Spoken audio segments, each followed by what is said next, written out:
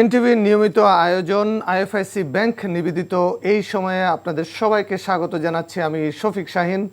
আশা করছি যে যেখানে আছেন ভালো আছেন, নিরাপদে আছেন। দর্শক, নবগঠিত সরকারের সামনে যেসব চ্যালেঞ্জ, ভঙ্গুর অর্থনীতিকে গতি সঞ্চার করা সবচেয়ে বেশি অগ্রাধিকার। বিশেষ করে ব্যাংকিং খাতে শৃঙ্খলা ও জবাবদিহিতা সবচেয়ে বেশি জরুরি। এই খাতের নিয়ন্ত্রক সংস্থা বাংলাদেশ ব্যাংকের গভর্নর নিয়োগ নিয়েও রয়েছে নানা আলোচনা সমালোচনা। বাড়ছে মূল্যস্ফীতি। এমন প্রেক্ষাপটে কেমন হবে আগামীর অর্থনীতি? আলোচনার জন্য আমন্ত্রণ জানাচ্ছি ব্যাংকিং ও রাজস্ব খাত বিষয়ক বিশ্লেষক ডক্টর মোহাম্মদ জালাল উদ্দিন এমপি এবং বাংলাদেশ ব্যাংকের সাবেক ডেপুটি গভর্নর মোহাম্মদ আবুল কাশেম। আপনাদের দুজনকেই আমন্ত্রণ জানাচ্ছি আমাদের আজকের এই আলোচনায়। ডক্টর জালাল, শুরুতেই আমরা বলছিলাম যে একটা ভঙ্গুর অর্থনৈতিক অবস্থা ভিতর দিয়ে যাচ্ছে বাংলাদেশ। সেই অবস্থায় সবচেয়ে বেশি বিশৃঙ্খলা অবস্থা ছিল ব্যাংকিং খাতে। সেই ব্যাংকিং খাতে শৃঙ্খলা ফিরিয়ে আনার যে নিয়ন্ত্রণ সংস্থা, সেটি হলো বাংলাদেশ ব্যাংক। বাংলাদেশ ব্যাংকের গভর্নর হিসাবে প্রথম একজন ব্যবসায়ীকে নিয়োগ দেওয়া হলো। তার নিয়োগ নিয়ে টিআইবি তার পদত্যাগ দাবি করছে এবং এটা রিটও হয়েছে। এরকম একটা পরিস্থিতির ভিতর দিয়ে কেন যাচ্ছে সরকার, কি মনে করছেন? ধন্যবাদ এনটিভির সকল কলাকৌশলদেরকে, আপনাকে এবং আমার সহ আলোচক বাংলাদেশ ব্যাংকের প্রাক্তন ডেপুটি গভর্নর এবং যারা এই অনুষ্ঠানটি দেখছেন বা পরে দেখবেন, সকলকে আমি রমজানুল মোবারক আমার সালাম জানিয়ে আপনার গুরুত্বপূর্ণ প্রশ্নের উত্তর দিতে যাচ্ছি। আসলে এই প্রশ্নটা বোধহয় আবুল কাশেম সাহেবকে প্রশ্ন করলে ভালো হতো। উনি যেহেতু বাংলাদেশ ব্যাংকের দীর্ঘদিন ডেপুটি গভর্নর ছিলেন, উনি আমার চেয়ে খুব গুছিয়ে বলতে পারতেন। তারপরও আমি বলবো, এটা কোনো কিছু হলে আলোচনা সমালোচনা থাকতেই পারে। আমি দেখি আমার দৃষ্টিকোণে আলোচনার এখানে কিছু নাই। তার কারণ হলো বাংলাদেশ ব্যাংকের গভর্নরের অনেকে যোগ্যতা নিয়ে আলোচনা করতেছেন, সমালোচনা করতেছেন, কিন্তু এমন কোনো কি রেগুলেশন আছে বা এমন কোনো মাপকাঠি আছে যে গভর্নরের এই যোগ্যতা থাকতে হবে? যেহেতু এই যোগ্যতা থাকতে এমন কোনো মাপকাঠি নাই, এমন কোনো কোয়ালিফিকেশন প্রেসক্রাইব করা নাই, সেক্ষেত্রে আমি মনে করি না এটা নিয়ে আলোচনা যেটা করছে, সমালোচনা করছে, মনে হয় কোনো এটা আলোচনার কিছু নাই। এটাই আমার দৃষ্টিকোণ থেকে থাকতো। যদি যে উনি এই প্রেসক্রিপশানে আছে, উনি এই পাশ থাকতে হবে, এই অভিজ্ঞতা থাকতে হবে, ওই অভিজ্ঞতা থাকতে হবে, এর তো কিছুই নাই। সুতরাং আমি মনে করি, আমিও বাংলাদেশ ব্যাংকে দীর্ঘদিন আমার আসা যাওয়া, প্রায় 40 বছর যাবৎ আমার একটা সম্পৃক্ততা বাংলাদেশ ব্যাংক অর্থনৈতিক সেক্টরে আছে। সেই দিক থেকে আমি যদি বলি, বাংলাদেশ ব্যাংকের যে কার্যক্রমগুলি আছে সেখানে ধরেন বাংলাদেশ ব্যাংকের মূল কাজগুলি কি? মূল কাজ হলো মুদ্রা ব্যবস্থাপনা করা, মুদ্রা নীতি, ফরেন এক্সচেঞ্জ পলিসি এবং অ্যাডমিনিস্ট্রেশন, কমার্শিয়াল ব্যাংকগুলিকে পরিদর্শন করা, হ্যাঁ, এগুলিকে ব্যবস্থাপনা করা, হ্যাঁ, এবং পেমেন্ট সিস্টেমটাকে ডেভেলপ করা। আমি তো মনে করি এইটাই হলো বেসিক কাজ। এই কাজগুলোর জন্য কিন্তু সিস্টেম অলরেডি একটা ডেভেলপ করা আছে, হ্যাঁ, কাজ করা আছে। সুতরাং এগুলি অনেকটা যদি বলি যে একটি ডেইলি ওয়ার্কের মতন, তাও ভুল হবে না। নির্দিষ্ট ওয়ার্ক সেগুলি করার জন্য সেই ডিডি থেকে শুরু করে আপ টু ইডি পর্যন্ত, ডিজি পর্যন্ত রয়ে গেছেন। একজন গভর্নরের সবচেয়ে বড় কোয়ালিফিকেশন দরকার, সেটা হলো তার সততা, হ্যাঁ, এবং সততাই তার সবচেয়ে বড় কোয়ালিফিকেশান। যদি সেটা থেকে থাকে ওনার বিগত দিনে তো এমন কিছু নাই যে ওনার অনেকত কোনো কাজ করেছেন বা আছে। তো সুতরাং আমি মনে করি একজন যোগ্য গভর্নরই না হলে সরকার ওনাকে দিতেন না। সরকার তো জানেন যে বর্তমানে দেশের অর্থনৈতিক অবস্থা অত্যন্ত বিপর্যস্ত। তার উপরে এখন আবার যুদ্ধ, হ্যাঁ, বিগত সরকার যেইভাবে আওয়ামী লীগ সরকার, ফ্যাসিস্ট সরকার দেশটাকে লুটপাট করে গেছে, হ্যাঁ, সেটা তো এখনও ইন্টার্ম গভর্নমেন্ট সেটাও কোনোভাবেই দাঁড় করাইতে পারে নাই। যদিও একজন বিজ্ঞ অর্থ উপদেষ্টা ছিলেন, উনি চেষ্টা করেছেন, কিন্তু যিনি গভর্নর ছিলেন বিগত দিনের, বা ইন্টার্ম গভর্নর যে গভর্নর ছিলেন, আমি ওনার সাথে একাধিকবারই দেখা করার সুযোগ হয়েছে। আমি একটা বিষয় ওনাকে ধরে বলেছিলাম যে এই ব্যাপারটা, এটা তো আপনি দেখেন এটা ঠিক কিনা, দুইটা জিনিস পাশাপাশি। উনি দেখলেন যে, উনি বললাম যে, যেমন আমি খোলাখুলি বলি, যেমন আমাদের টাকার ভিতরে স্পার্ক একটা আছে, যেমন খালি দেখবেন যে খুব স্ট্রং ফিচার, লাইট পরিবর্তন হয়, রং পরিবর্তন হয়, তো সেটা কপি করা যাচ্ছে। কপিটা সহ ওনার সামনে দেওয়া হলো, দেখান বুঝেছে একই। উনি বললো যে এটা থেকে এটা আরও স্ট্রং দেখা যাচ্ছে, তার মানে এটা কি নকল হচ্ছে? তো নকল যদি হয়ে থাকে তাহলে আপনি এটাকে কেন কন্টিনিউ করতেছেন? ছিল 200 টাকায়, আপনি এটা কেন আবার 1000 টাকায় 500 টাকা ইন্ট্রোডিউস করতে যাচ্ছেন? উনি বললেন যে আমি একটু দেখি, আমি কথা বলি অন্য ব্যাংকের সাথে। উনি আমাদের সামনেই চেষ্টা করলেন কোন এক ব্যাংকের, কমার্শিয়াল ব্যাংকের এমডির সাথে কথা বলার জন্য। আমি বললাম, স্যার আপনার চোখের সামনে দেখা আছে, অরিজিনালটা আছে, নকলটাও আছে। নকলটা আছে। যেটা আসল থেকে আপনি বলতেছেন নকলটা আরও সুন্দর আর উজ্জ্বল, সেখানে একটা ব্যাংকের এমডির মতামত তো নেওয়ার কোনো প্রয়োজন নেই। কমার্শিয়াল ব্যাংকের এমডিকে আপনার থেকেও অভিজ্ঞ না আপনার থেকে বড়? তাই সেই ক্ষেত্রে আমার কাছে এমন আরও কিছু জিনিস আছে যেগুলি আসলে একটু প্রশ্নবিদ্ধ ছিল। ওনাকে নিয়ে বিভিন্ন আমরা দেখেছি, বিভিন্ন মিডিয়াতে অনেক কথাই আমরা শুনেছি। আমি মনে করি ওনার চেয়ে এই বর্তমান যিনি গভর্নর হিসেবে আসছেন, ওনার যোগ্যতার মাপকাঠি কোনো অংশে কম নয়। জি, আমরা একটু জনাব আবুল কাশেমের কাছে যাই। এই যে মানে রাষ্ট্রীয় ব্যাংকে যে মানে রাজনৈতিক নিয়োগ বলেন বা যেভাবেই হোক, এই যে বিতর্ক দেখা দিল, এই বিতর্ক এড়ানো যেত কিনা? এটা খুব দুঃখজনক যে ব্যাংকগুলির মধ্যে রাজনৈতিক হস্তক্ষেপ হন, রাজনৈতিক লোক নিয়োগ পায়, পরিচালনা পর্ষদে নিয়োগ পায়। একটা হলো রাজনৈতিক নিয়োগ, একটা হলো পেশাগতভাবে যারা দক্ষ তাদের নিয়োগ।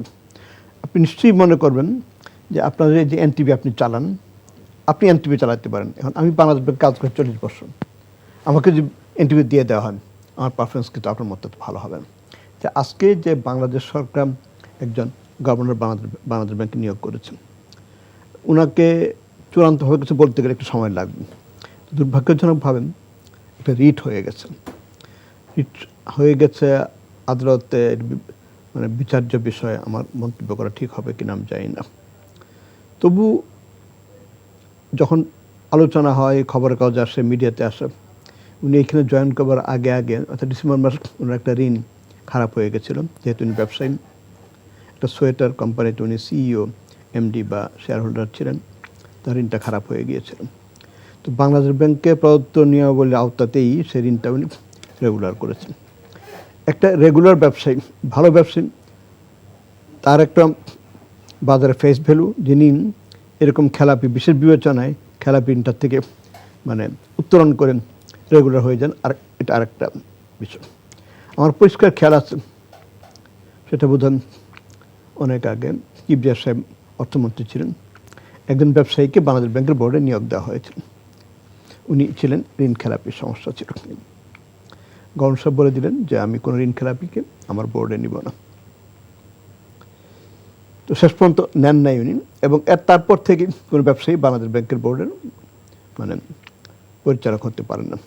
যাই হোক, এইবার গভর্নমেন্ট করেছে, তো রিট হয়েছে, বা টিআইবি এটা ওইটা বলছে, টিআইবি তো বলছে এটা পদ ত্যাগ বা বিবেচনা কী সব, সেগুলি তো তারা যেহেতু সুশীল সমাজ তারা বলতে পারেন, কিন্তু জিনিসটা খুব সুখপ্রদ হয় না, মানুষ বিভিন্নভাবে সমালোচনা করেন। প্রথম যখন ওনার নামটা আসবেন, এক রিপোর্টার, আপনাদের মতো এরকম একটা টেলিভিশন রিপোর্টার আমাকে ফোন করলেন, স্যার আপনি কি মুস্তাক সাহেবকে চিনেন? নাম চিনি না। স্যার আপনি বাংলাদেশ ব্যাংকে 40 বছর চাকরি করেছেন, ইকোনমিক্সে পড়তেন, চিনেন না? নাম চিনি না। তো তারপর আমি, আমাদের 1 বছর সিনিয়র একজন ছিল মুস্তাক ভাই, মুস্তাক আহমদ খান বোধ, উনি কি নাম জানি না, উনি তো খুব ভালো ছাত্র ছিলেন, ওয়ার্ল্ড ব্যাংকে কাজ করেছেন, উনি দেশে ফিরে আসতে থাকতে আমি জানি না উনি কিনা। পরে দেখা গেলো যে ওনার ছবির সাথে আমাদের বর্তমান গভর্নর ছবি মিলে না।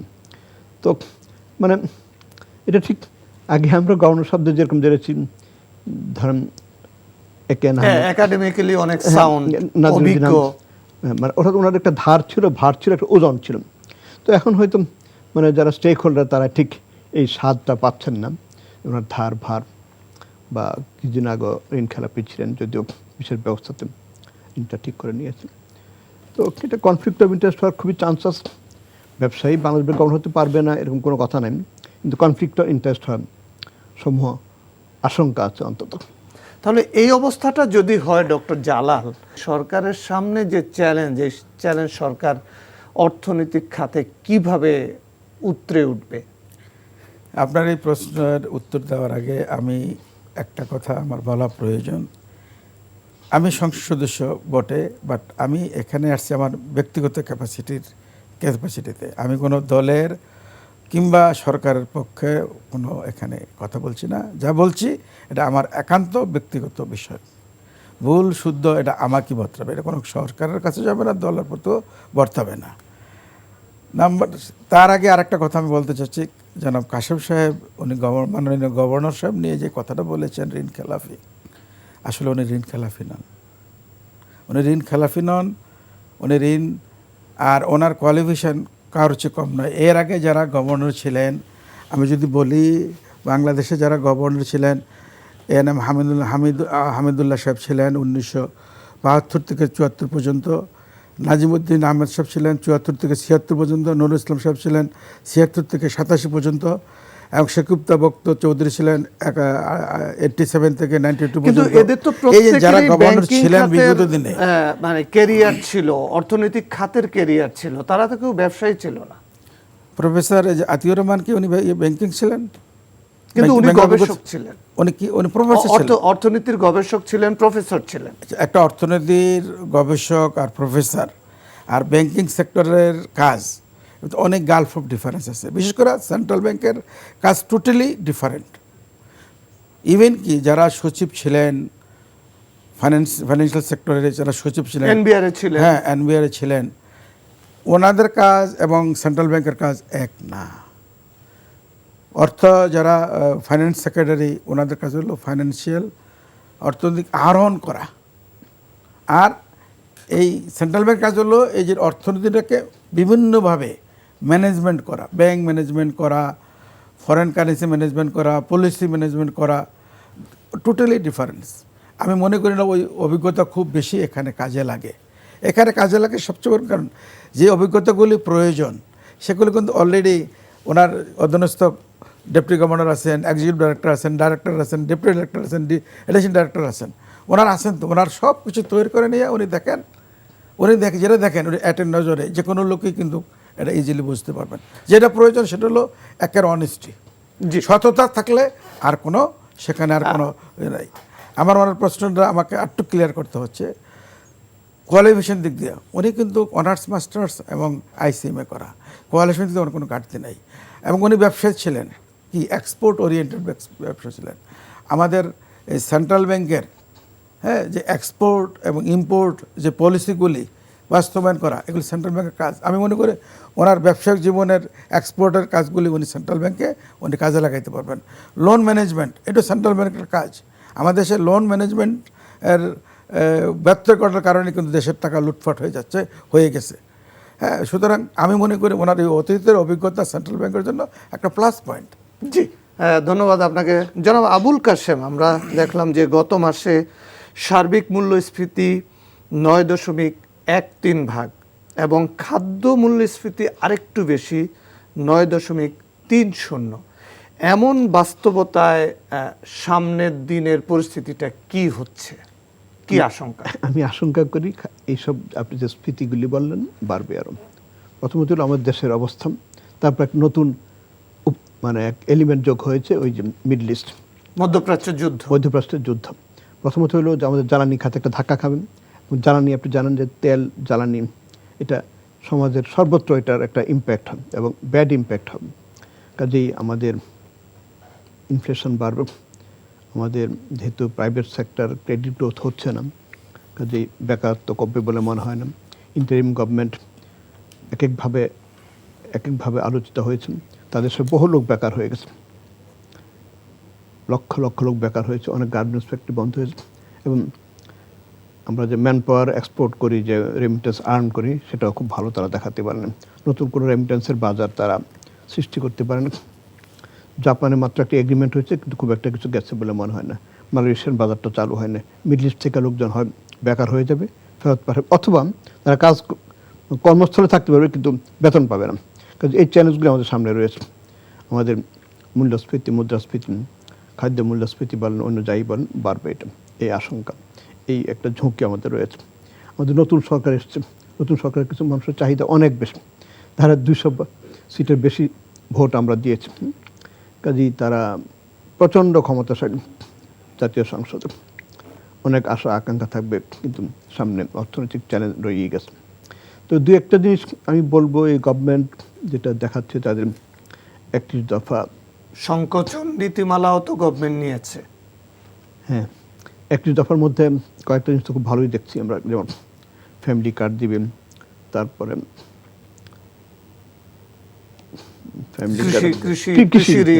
কৃষির মুখ 10,000 টাকা পর্যন্ত, কৃষির মুখ 10,000 টাকা পর্যন্ত, কৃষির মুখ খুব ভালো কথা। কার টাকা? এটা তো আমাদের রাজস্বের উপর একটা চাপ পড়বে। এই যে আমাদের ট্যাক্স জিডিপি রেশিও আমাদের এই অঞ্চলে, সার্ক অঞ্চলে সবচেয়ে কম। আমাদের বেশি করে ট্যাক্স না দিলে গভর্নমেন্টের এই ব্যয় সংকট হবে কোথেকে? তারপর আরেকটা জিনিস, কদিনের মধ্যে চাপ আসবে যে আগে ঠিক আছে ইন্টারিম গভর্নমেন্ট করে নাই, তোমরা এখন করো, আমরা যারা সরকারি কর্মচারী বলবো আমাদেরকে পে স্কেল দাও। তো এই কতগুলি চাপ, এই কতগুলি চ্যালেঞ্জ সামনে রয়ে গেছে। ওকে, আমরা একটু ডক্টর জালাল উদ্দিনের কাছে যাই। জনাব জালাল উদ্দিন, এই যে এতগুলি চ্যালেঞ্জ সরকার কিভাবে মোকাবেলা করবে, দেশের অর্থনীতির গতিটাকে কিভাবে সামনের দিকে এগিয়ে নেবে? ডেফিনেটলি এটা একটা চ্যালেঞ্জ। বিগত সরকারের লুটপাট থেকে শুরু করে অর্থনৈতিক তো খাদের কিনারেই চলে গেছে। সেখান থেকে উতরে আনতে গেলে আমাদের কঠিন, সকলকেই আমাদের পরিশ্রম করতে হবে। এবং যেটা খুব বেশি প্রয়োজন আমাদের দেশে, সেটা সুশাসনের প্রয়োজন। সিন্ডিকেট বাণিজ্যগুলি এগুলি বন্ধ করা প্রয়োজন। আমার সরকার, বর্তমান সরকার বদ্ধপরিকর, কোনো অবস্থাতেই কোনো সিন্ডিকেট রাখবেন না। হ্যাঁ, এবং সুশাসন দেশে আস্তে আস্তে এটা প্রতিষ্ঠিত হতে যাচ্ছে। যিনি আমাদের বর্তমান স্বরাষ্ট্রমন্ত্রী, অত্যন্ত বিজ্ঞ এবং একজন ব্যুরোক্রেট এবং অত্যন্ত শক্ত মনের মানুষ। আমি বিশ্বাস করি আইন শৃঙ্খলার উন্নতি ঘটবে। সুতরাং এইগুলি হলে, আর আমরা যদি 18 কোটি মানুষ, 36 কোটি আমাদের হাত, আমরা যদি কাজে লাগাইতে পারি, যে যোগ্যতা অনুযায়ী কাজে লাগাইলে এদেশ, আমি মনে করি অর্থনীতি আর পিছিয়ে থাকবে না, এইসব থাকার প্রশ্ন ওঠে না। আমাদের নেতা জনাব তারেক রহমান, আপনারা দেখছেন উনি কীভাবে দিনরাত কাজ করতেছেন। উনি 17টি বছর বিদেশে ছিলেন, শুধু বিদেশে ছিলেন বটে, কিন্তু তার মন, দেহ, আত্মা বাংলাদেশে পড়েছিলেন। উনি বাংলার মাটিতে পদার্পণ করে বলছেন, আমি একটা বড় স্বপ্ন নিয়ে আসছি। সেই স্বপ্নটা যদি আমরা সকলে শেয়ার করি, আমি মনে করি আমাদের অর্থনৈতিক দুর্দশা থেকে শুরু করে যত ধরনের সমস্যা আছে আমরা উঠতে করতে পারবো, একটা সুন্দর বাংলাদেশ বিনির্মাণ করতে পারবো, নতুনভাবে করতে পারবো, এটা আমরা সকলে বিশ্বাস করি। এবং সেই আশা প্রত্যয় নিয়ে এই সরকার কাজ চলে যাচ্ছে। এই সরকারের আমি একজন সংসদ সদস্য, আমিও আমার জনগণকে সেভাবে আশা প্রত্যাশা দিয়ে ভোট নিয়েছি, এবং আমি আমার জনগণকে নিয়ে আমরা কাজ করতে চাই, কাজ করতে পারবো। দেশে সুন্দর একটা অর্থনীতি থেকে শুরু করে শান্তি, সুশাসন সব কিছুই আমরা প্রতিষ্ঠা করতে পারবো, এই বিশ্বাস আমি রাখি, আমার এলাকাবাসী রাখে, আশা করি দেশবাসীও রাখে। আমার নেতা উনি বদ্ধপরিকর, উনি দেশে সুন্দর সুশাসন, দেশের উন্নয়ন যেখানে যা প্রয়োজন উনি তা করবেন। আপনাদের দুইজনকে ধন্যবাদ জানাচ্ছি। আজকে আমাদের এখানেই শেষ করতে হচ্ছে। দর্শক, আপনারা দেখছিলেন আইএফআইসি ব্যাংক নিবেদিত এই সময় অনুষ্ঠান। দেশে যদি শান্তি শৃঙ্খলা না থাকে তাহলে বিদেশি বিনিয়োগ আসে না। বিদেশি বিনিয়োগ যদি না আসে তাহলে দেশের অর্থনীতির চাকা সামনের দিকে এগোয় না। আজকে দেরিতে হলেও চট্টগ্রামে একটি সাঁড়াশি অভিযান চলছে জঙ্গল সলিমপুরে। এই অভিযানের ভিতর দিয়ে সন্ত্রাসীদের যে বার্তা দিতে চায় সরকার, আশা করি সামনের দিনগুলোতে এই আইনশৃঙ্খলা পরিস্থিতি আরও ভালো হবে এবং বিদেশি বিনিয়োগ বাড়বে এবং দেশে শৃঙ্খলা ফেরত আসবে, এই আশাবাদ ব্যক্ত করে আজকে এই সময় অনুষ্ঠান এখানে শেষ করছি। আপনারা ভালো থাকুন, নিরাপদে থাকুন।